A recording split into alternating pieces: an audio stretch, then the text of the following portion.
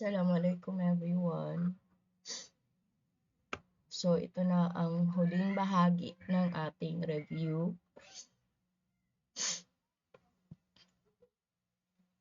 So, wag na tayo magpatumpik-tumpik pa dahil ako ay sinisipon at inuubo.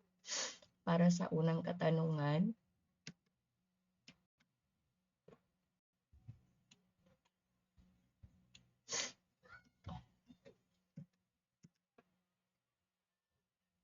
pag-aaral ng buhay at mga nabubuhay na organismo.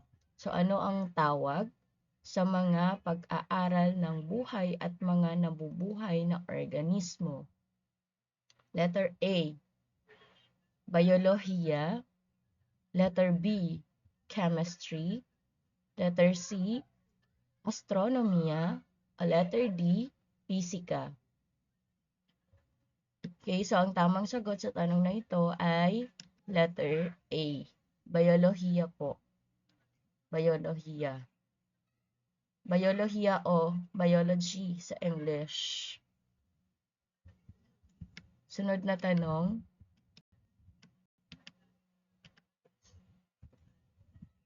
Nakatuon sa pag-aaral ng mga substance at mga reaksyon at interaction sa enerhiya. Letter A, Pisika. Letter B, Chemistry. Letter C, Biolohiya. Letter D, Geolohiya. Okay, so si letter C po, wala na siya, yung si Biolohiya, kasi po, yan ay pag-aaral ng mga nabubuhay na organismo, tama? Okay, so ano bang tawag dito? Kapag pinag-aaralan ay mga substance, mga reaction at interaction ng enerhiya. Ito ay, okay, chemistry. Letter B po, chemistry. Diyan sa chemistry, diyan na rin belong yung magkakaroon kayo ng experiment.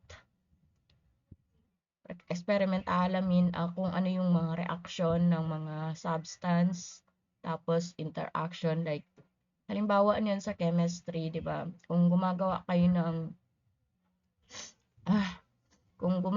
kayo ng experiment, halimbawa oil pati water. So ano ba yung reaction na nangyayari between oil pati water? So 'di ba kakaroon sila ng separation kasi hindi pwedeng ipaghalo ang oil pati ng water. Okay, next question na tayo.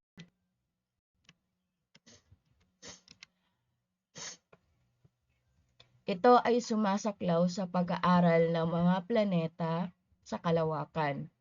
Ito ay sumasaklaw sa pag-aaral ng mga planeta sa kalawakan. Letter A, Astronomiya. Letter B, Earth Science. Letter C, Chemistry. Letter D, Pisika. Okay, so alam na natin kung ano ang chemistry, kaya X na si chemistry. Sa chemistry, ang pinag-aaralan dito yung mga substance, reaction, and interaction. So, ito ay sumasaklaw daw sa pag-aaral ng planeta sa kalawakan. So, ano ba ito? Astronomiya ba ito? Earth science? Kasi pisika po, hindi siya ang tamang sagot.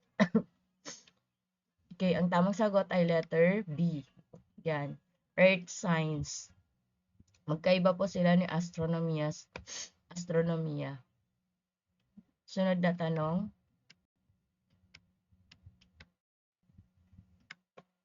Pag-aaral sa kinapapalooban ng pagmamasid at pagpapaliwanag ng mga kaganapang nangyayari sa labas ng daigdig at ng himpapawid na ito.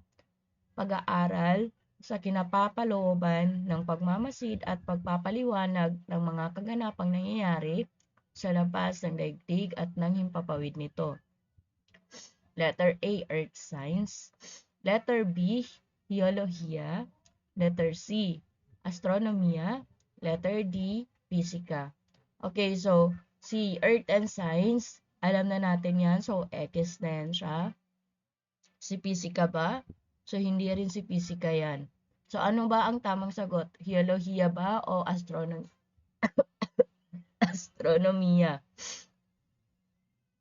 Okay, so ang tamang sagot po dyan ay si astronomiya po. Si astronomiya, siya yung nagpapaliwanag kung ano ang mga nangyayari sa labas ng daigdig. Siya po ang nagpapaliwanag kung ano ang mayroon, kung ano ang kaganapan sa labas ng daigdig. Ang halimbawa po niyan ay ang sikat natin na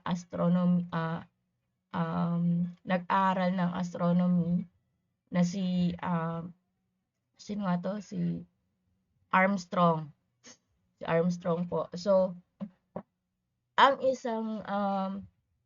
isang scientist na nag-aaral sa kung ano ang mga kaganapang nangyayari sa daigdig ay sila mismo ang dumadayo sa ibang planeta para magmasid, alamin kung ano ba ang mayroon sa ibang planeta at kung um, ano ba ang nangyayari, ano ba ang behind sa iba pang planeta. Okay, nakuha? So alam natin na sa pag-aaral ni Armstrong, nalaman niya na mayroon palang mga tao na naninirahan sa iba pang planeta. At yun na yung tinatawag natin ng mga alien. Tas sa kanyang pagmamasid din, nung siya ay nag-aaral ng astronomy, nalaman din niya na totoo palang may naninirahan sa ibang planeta at totoong mayroong tinatawag na God at yun ay si Allah subhanahu wa ta'ala. Kasi narinig niya na mayroon nagtawag ng azan sa ibang planeta. Ang azan po ay pagtawag ng bang. Okay, so narinig po yun mismo ni Armstrong. So, yan po kapag sinabi natin na astronomiya, sila po ang mga nag-aaral tungkol sa kung ano ang mga kaganapan o nangyayari sa labas ng daigdig. Sila po ay nagmamasid. Okay, next question.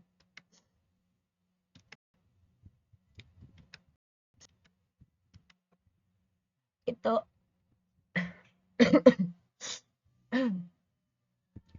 ito ay ang pagpaksa ng mga ideya sa pinakamataas na level ng akademya.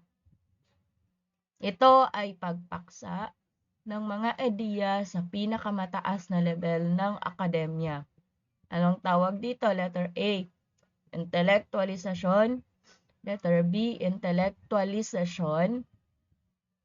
Okay, mali. Letter A, intelektualismo. Letter B, intelektualisasyon. Letter C, linguistiko. Letter D, extralinguistika. Okay, so ang tamang sagot po dito ay letter B, intelektualisasyon. Intelektualisasyon ay pagpaksa ng mga ideya sa pinakamataas na level ng akademya. Next question.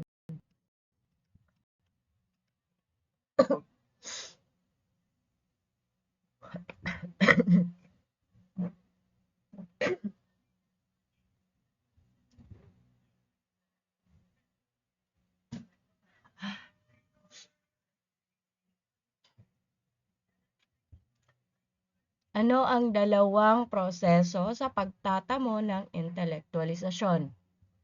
Ano ang dalawang proseso sa pagtatamo ng intelektualisasyon? Letter A, linguistika at extralinguistika. Letter B, linguistika at linguistiko. Letter C, linguistiko at extralinguistika.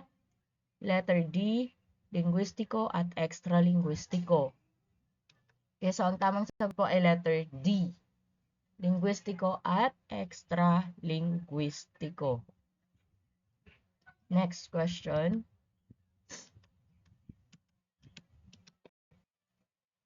Ito ay medium na ginagamit sa pakikipagkomunikasyon. Ito ay medium sa pakikipagkomunikasyon.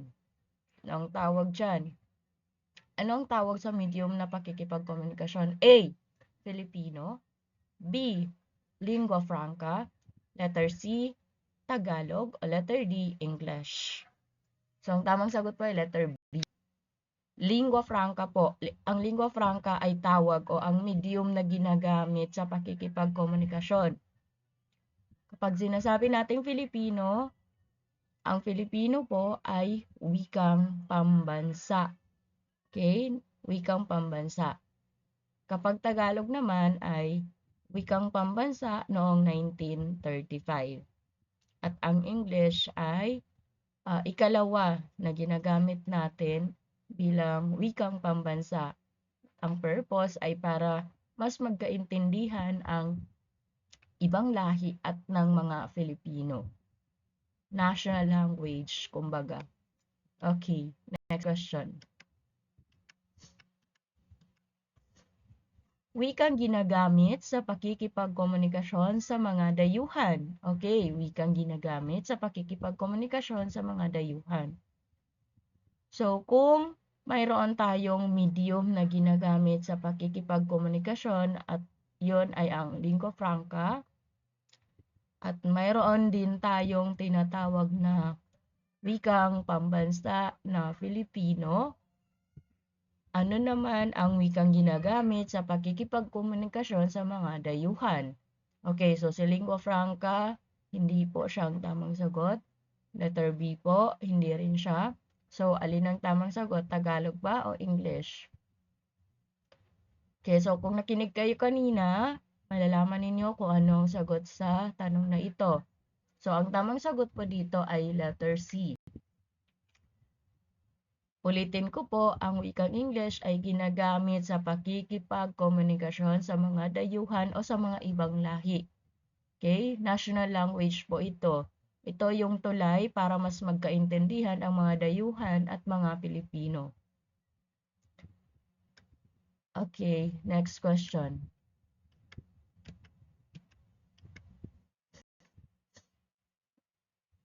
Ano ang tawag sa mga sundalong Amerikano na ipinadala sa Pilipinas upang magsilbing guro ng mga Pilipino ay? Okay, so ano ang tawag sa mga sundalong Amerikano na pinadala dito sa Pilipinas para magsilbing guro ng mga Pilipino? Letter A. Okay, so ang choices po natin from A to D ay pare-parehas lamang sila, subalit magkakaiba ng baybay. So ngayon, pipiliin ninyo kung alin ang tamang baybay sa pangalan ng mga sundalong nagsilbing guro ng mga Filipino. So letter A, ayan, papansinin ninyo ang bawat baybay. Alin ba ang tamang baybay ng Thomasites? Thomasites po. Okay, so ang tamang sagot ay letter D. Thomasites. Ayan, letter D po. Yan po ang tamang baybay ng Thomasites. Again, pag sinabing Thomasites po, sila ang mga sundalong Amerikano na ipinadala dito sa Pilipinas upang magsilbing guro ng mga Pilipino.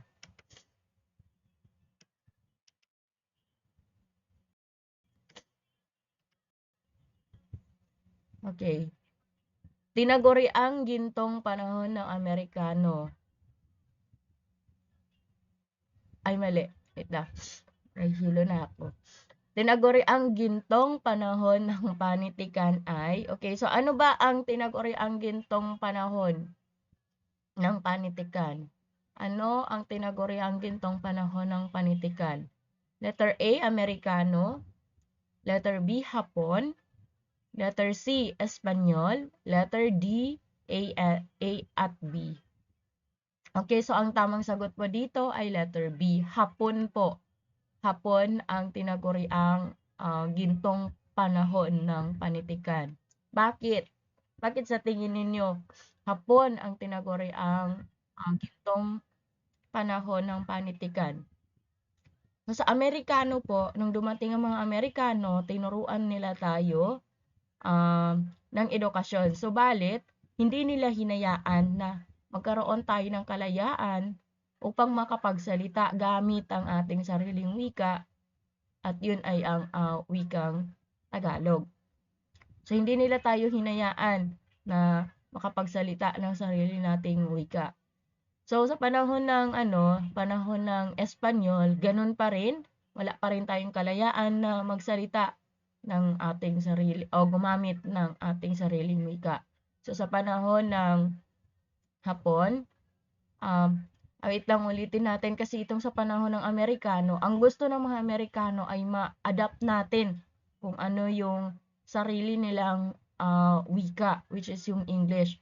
Kung kaya't, 'di ba? Kung mapapansin niyo, marami sa mga lolo natin ay magagaling sila magsalita ng wikang English.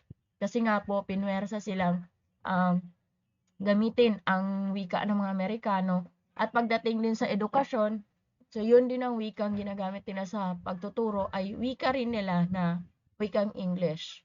Kung kaya't marami rin ang mga lolo natin na kumaga nasanay rin sila na magsalita ng wikang English. So dito sa Espanyol, no, alam natin na sa Espanyol, ang isa sa main purpose nila para sakupin tayong mga Pilipino ay tawag siyaan para ipayakap sa atin ang kanilang wikang ang kanilang relihiyon. Okay? So dito sa panahon ng Hapon, kaya tinawag sila sila ang tinaguri ang gintong panahon ng panitikan sapagkat sila lamang ang nagbigay pahintulot sa atin upang gamitin ang ating sariling wika.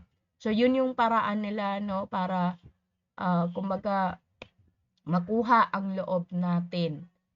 Yun ang paraan nila para makuha ang loob natin, ang ipagamit sa atin ng ating sariling wika. Next question.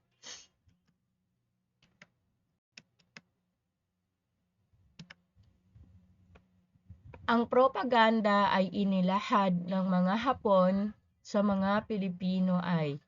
Ang propagandang inilahad ng mga Hapon sa mga Pilipino ay letter A, Great East Co-Prosperity Sphere. Letter B, Great East Co-Prosperity Sphere. So, dito, tingnan ninyo kung alin ang tamang baybay rin ng Great East Co-Prosperity Sphere. So, tingnan ninyo kung alin ba ang pinakatama dyan. Letter C, Greater East Co-Prosperity Sphere, o letter D, Greater East Co-Prosperity Sphere. So, tingnan ninyo mabuti ang bawat katanungan. Ang tamang sagot po dito ay letter C, Greater East Co-Prosperity Sphere po. So, letter C po ang tamang sagot. Tandaan nyo ang bawat baybay, bawat letra, bawat titik. Sunod na tanong, ano daw ang tawag sa mga Pilipinong nakapag-aral sa ibang bansa? Ano ang tawag sa mga Pilipinong nakapag-aral sa ibang bansa? Letter A is scholar, letter B, ilustrado, letter C, principalya, letter D, A-class. Okay, so ang tawag po dito ay letter B, ilustrado po. Ang mga taong nakapag-aral sa ibang bansa ay tinatawag silang ilustrado. Sino-sino ang kilalang ilustrado na nakapag-aral sa ibang bansa? Yan ay sila Rizal, Haina at Del Pilar. Yan po, yung tatlo na yan na magkakaibigan, sila po ang tinaguri ang nakapag-aral sa ibang bansa, tinatawag na ilustrado. Kung tatanungin po kayo kung sino ang hindi kabilang sa mga ilustrado, ang sagot po ay si Andres Bonifacio. Si Andres Bonifacio po. Sapagkat si Andres Bonifacio ay wala siyang kakayahan para makapag-aral sa ibang bansa sapagkat mahirap lamang po sila. So, yang si Rizal, Haina at Del Pilar, sila po ay nasa nasa A class, umaga mayamang pamilya sa kapanahunan nila. Mayroon silang kakayahan na mag-aral sa mga universidad at makapag-aral sa ibang bansa. Sunod na tanong.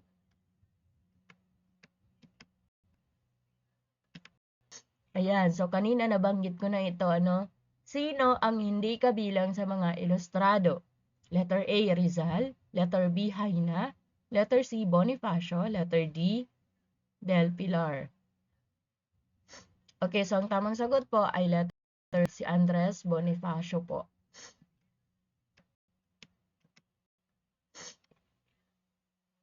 Sunod na tanong, sila ang mga naitalaga sa Pangasinan at Cagayan. Okay, anong grupo ito sila? Anong grupo ang mga naitalaga sa Pangasinan at Cagayan? Letter A, Dominican. Letter B, Franciscan. Letter C, Jesuita. Letter D, Agustinian. Okay, so ang tamang sagot po ay letter A po, Dominican. Ang Dominican po ay sila ang mga grupo na naitalaga sa Pangasinan at Cagayan. Next.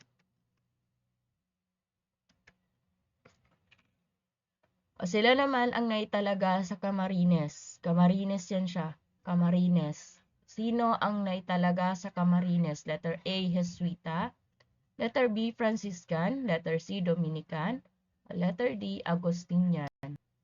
Okay, so letter B po ang tamang sagot. Franciscan po. Franciscan. Sila ang mga naitalaga sa Camarines. O sino naman ang naitalaga sa... Ay hindi, wait lang. Ayan, ang mga Jesuita ay naitalaga saan? So, ang mga Jesuita daw ay naitalaga saan? Letter A.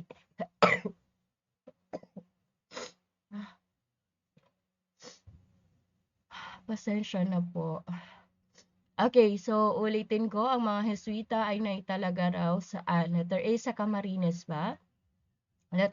Letter B, sa kalahati ng Bisaya, Ilocos at Pampanga. Letter C, Cagayan at Pangasinan. Letter D, kalahati ng Bisaya. Okay, so ang tamang sagot ay letter C, sa Cagayan at Pangasinan. So, dyan po na italaga ang mga Jesuita.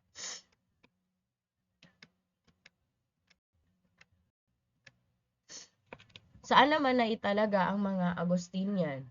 Saan talaga ang mga excuse.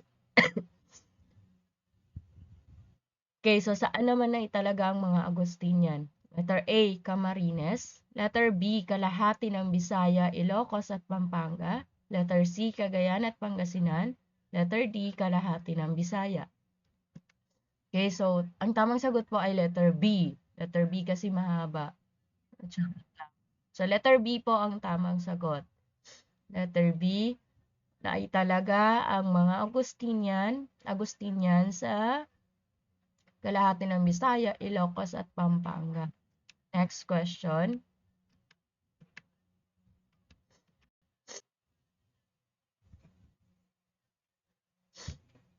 Kailan naganap ang kasunduan ng Estados Unidos, Pampanga at Paris? Kailan naganap ang kasunduan ng Estados Unidos, Espanya at Paris? Letter A, ikasampu ng Disyembre, 1878.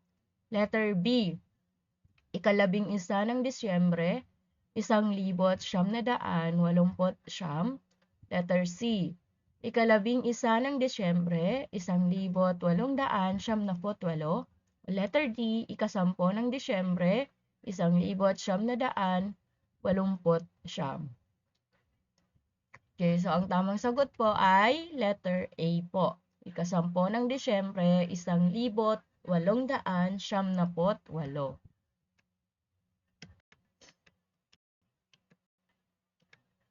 Next question. Ang sumusunod ay layunin ng Estados Unidos sa pananakop sa Pilipinas maliban sa. Okay. So, ang tatlo dyan ay layunin ng Estados Unidos sa pananakop sa Pilipinas, maliban sa isa. So, ang isa po ay hindi po kabilang sa naging layunin ng Estados Unidos sa pananakop sa Pilipinas. So, alin po ang hindi kabilang sa naging layunin ng Estados Unidos sa pananakop sa Pilipinas? Letter A, ekspansyong ekonomiko. Letter B, pagpapalaganap ng protestantismo. Letter C, makapag-aral ang mga Pilipino. Letter D, pagtatayo ng depensang militar. Okay, so ang tamang sagot po ay letter, ay meron pa pala, okay, militar at pandagat. So ang tamang sagot po dito ay letter C, makapag-aral ang mga Pilipino. So, hindi po naging layunin ng Estados Unidos ang makapag-aral ang mga Pilipino. Ang layunin lang nila ay ekspansyong ekonomiko, pagpapalaganap ng protestantismo, at pagtatayo ng depensang militar at pandagat.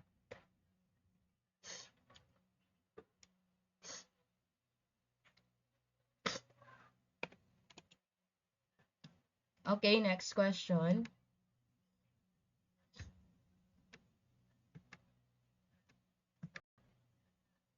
Ilan ang naging pinakalayunin ng Estados Unidos sa pananakop sa Pilipinas?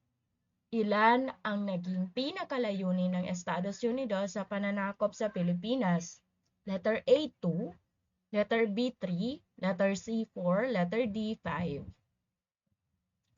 Okay. Letter B po ang tamang sagot. Tatlo po. Tatlo. Kung nakita ninyo kanina yung sa mga sa mga pagpipilian, so yun din po, yung tatlo na yun.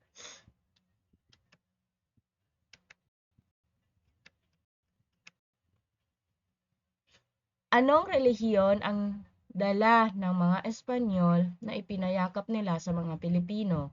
Anong relihiyon ang dala ng mga Espanyol na ipinayakap nila sa mga Pilipino? Letter A, English. Letter B, Kristyanismo. Letter C, Katoliko. Letter D, B at C. Okay, letter B po ang tamang sagot. Kristyanismo po. Kristyanismo. Kristyanismo po ang relihiyon na dala ng mga Espanyol na ipinayakap nila sa mga Pilipino po.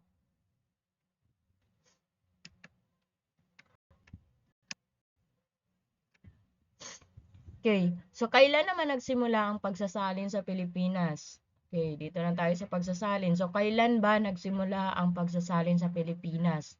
Letter A, noong dumating ang mga Amerikano. Letter B, noong dumating ang mga Hapon. Letter C, noong dumating ang mga Kastila. Letter D, noong dumating ang mga Espanyol. Okay, so ang tamang sagot po ay letter D po. Noong dumating ang mga Espanyol. Okay, so sa pagdating ng mga Espanyol, nagkaroon na o nagsimula na ng pagsasalin sa Pilipinas. Next question. Bilisan na natin at ako ay sinisipon na talaga. Ano ang tawag sa mga Pilipinong ipinadala sa ibang bansa at pinag-aral ng libre? Okay, ano ang tawag sa mga Pilipinong ipinadala sa ibang bansa at pinag-aral ng libre? Letter A, ilustrado. Letter B, pensionado. Letter C, A-class. Letter D, scholar. Okay, so ang tamang sagot po dito ay letter B, pensionado. Ang ilustrado po ay mga taong nakapag-aral sa ibang bansa. Pag sinabi nating pensionado, mga Pilipinong ipinadala sa ibang bansa upang makapag-aral ng libre. Kapag sinabing A-class, ang A-class po ay mga mayayamang pamilya. Kapag naman sinabi nating scholar, ang scholar po hindi siya scholar na yung tinatawag natin na kabilang sa may mga scholarship, hindi po. Hindi po yan. Kapag sinabi nating scholar ay kabilang na yan siya sa mga nag-aaral ng yung scholar good. So, basta hindi siya kabilang dito. Ang scholar po ay panglito ko lamang ito. Okay, next question.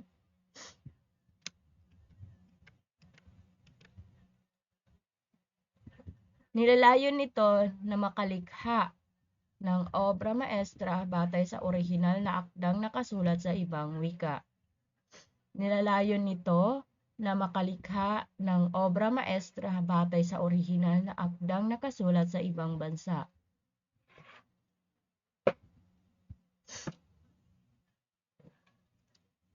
Okay, so letter A, pagsasalin ng panitikan. Letter B, pagsasaling siyentipiko. Letter C, pagsasaling pampanitikan. Letter D, pagsasaling siyentipikong teknikal.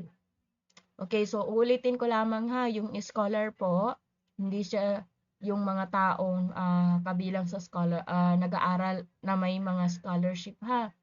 Ang scholar po ay sila rin ay mas kilala natin sa tawag na mga researcher. Kuha po, sila rin ay kilala natin sa tawag na mga researcher, mga scholar. Okay, so ano ang tamang sagot dito sa tanong na ito? Nilalayon daw nito na makalikha ng obra maestra batay sa orihinal na akdang nakasulat sa ibang wika. Ito ba ay pagsasalin ng panitikan? Letter B, pagsasaling siyentipiko. Letter C, pagsasaling pampanitikan. Letter D, pagsasaling siyentipikong teknikal. So, letter C po ang tamang sagot. Pagsasaling pampanitikan. Pagsasaling pampanitikan. Next question. Komunikasyon ang pangunahing layon nito. Komunikasyon ang pangunahing layon nito. Letter A, pagsasalin ng panitikan. Letter B, pagsasaling siyentipiko. Letter C, pagsasaling pampanitikan. O letter D, pagsasaling siyentipikong teknikal. Okay, so ang tamang sagot po dito ay letter D po. Letter D, pagsasaling siyentipikong teknikal po. Letter D. Next question.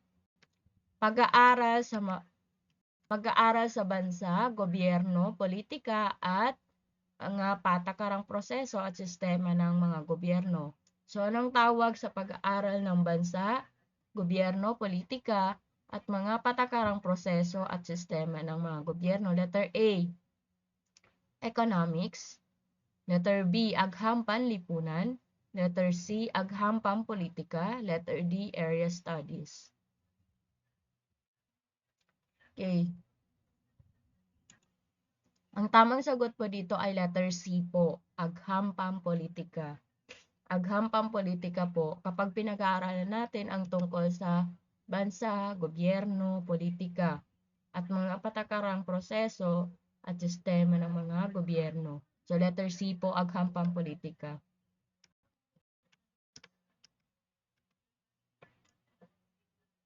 Pag-aaral kaugnay sa isang bansa, relihiyon at heograpikong lugar. Anong tawag sa pag-aaral kaugnay sa isang bansa, relihiyon at heograpikong lugar? Letter A, relihiyon. Letter B, area studies. Letter C, geographiya. O letter D, astronomiya. Okay, so ang tamang sagot po dito ay letter B po, area studies. Ang area studies ay pinag-aaralan natin dito kung ano ang kaugnay sa isang bansa, tungkol sa kung ano ang mga relihiyon na mayroon sa lugar na iyon o sa bansa na iyon, at mga geograpikong lugar. Letter B po ang tamang sagot.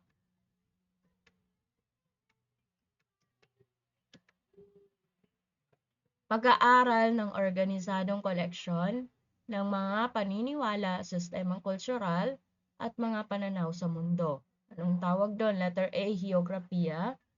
Letter B, rehiyon. Letter C, area studies. Or letter D, sosyolohiya.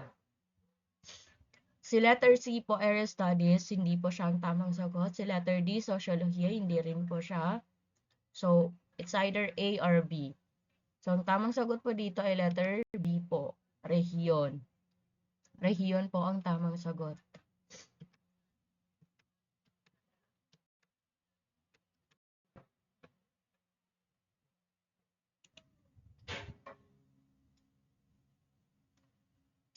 Okay, pag-aaral sa mga lipunang sakop ng mundo. Ano ang tawag sa pag-aaral sa mga lipunang sakop ng mundo?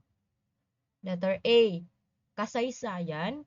Letter B, antropolohiya.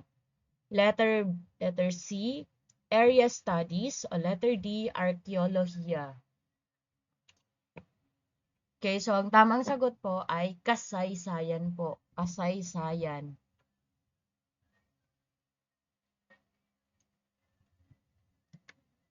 Yan, kasaysayan po. Kapag sinabing pag-aaral ng lipunang sakop ng mundo, kasaysayan po ang tawag.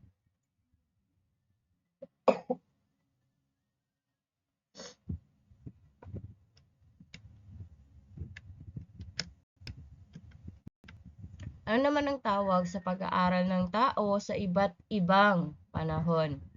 Ano ang tawag sa pag-aaral ng tao sa iba't ibang panahon? Letter A, kasaysayan. Letter B, antropolohiya. Letter C, geografiya. O letter D, psikolohiya. So, ang tawag po sa pag-aaral ng tao sa iba't ibang panahon ay letter B po, antropolohiya. Bilisan na natin at grabe na, lumalala na ang sipon ko. So, letter B po ang tamang sagot. Okay, so dyan na. Yan na, dyan na nagtatapos ang ating review para sa upcoming prelim examination ninyo. Okay, so I hope na makasagot kayo at mataas ang makuha yung score.